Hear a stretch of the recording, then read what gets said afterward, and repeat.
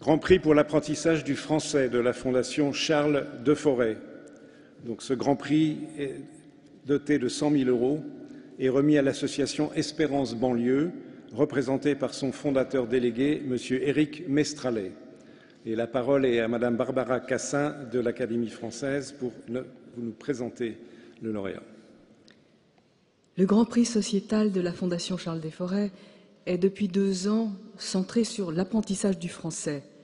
Il a pour but de récompenser une personne morale dont l'action participe à l'apprentissage de la langue française ou à son meilleur emploi, et il est spécifiquement dédié à l'amélioration de la francophonie sur le territoire français, métropole et outre-mer, comme vecteur essentiel du progrès social. Nous avons eu cette année à départager 15 candidatures de taille très variable, mais toutes enthousiasmantes. Nous n'avons pas souhaité choisir des structures déjà très importantes et depuis longtemps implantées dans le paysage français, pour lesquelles le prix n'aurait pas changé grand-chose. Pas non plus de toutes jeunes pousses dont l'action et l'impact ne sont pas encore confirmés. Nous avons, à l'unanimité, classé en premier Espérance Banlieue. Cette association, créée en 2012, œuvre dans les quartiers prioritaires pour refaire société dans les périphéries avec ceux qui se sentent oubliés du système, je la cite. La première école s'est ouverte à Montfermeil. Le réseau en comprend aujourd'hui 17 et une 18e va s'ouvrir ou devrait s'ouvrir à Bordeaux.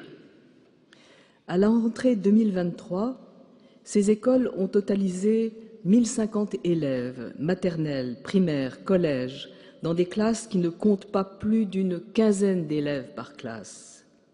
On y applique scrupuleusement les programmes de l'éducation nationale, mais le premier objectif est de remédier au décrochage scolaire, si préoccupant aujourd'hui, si grave pour les jeunes, en instaurant d'emblée des parcours individualisés, avec des professeurs qui sont aussi des éducateurs. La grande originalité d'Espérance Banlieue est très simple. Elle consiste à s'appuyer sur, je cite, le triangle éducatif, enfants, parents, professeurs. Ce sont les familles qui sont touchées et pas seulement les élèves. Les parents sont de fait les premiers éducateurs des enfants. Et les écoles d'Espérance Banlieue construisent une relation qui vise à leur donner confiance dans leur capacité à être parents. De manière analogue, le fondement de la pédagogie est de développer la prise de conscience de l'élève, le sens conscient de chaque apprentissage, comme la seule chose qui donne vraiment envie d'apprendre. Au-delà de la seule réussite scolaire, l'école a tout un dispositif de propositions concrètes, culturelles, artistiques, avec une place prioritaire accordée à la fréquentation des chefs-d'œuvre, du patrimoine, qu'il soit local, régional, national.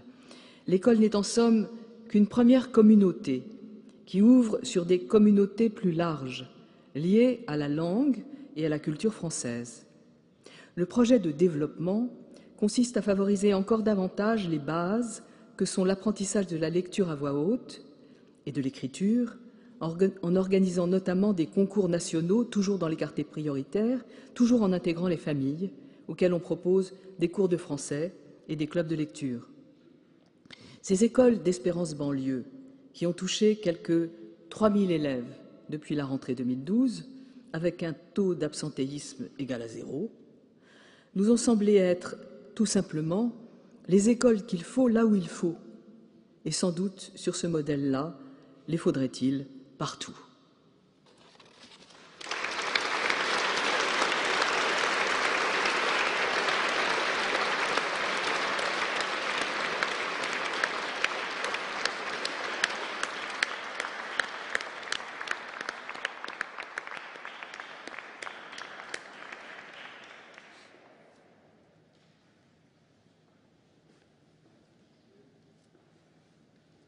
Merci beaucoup.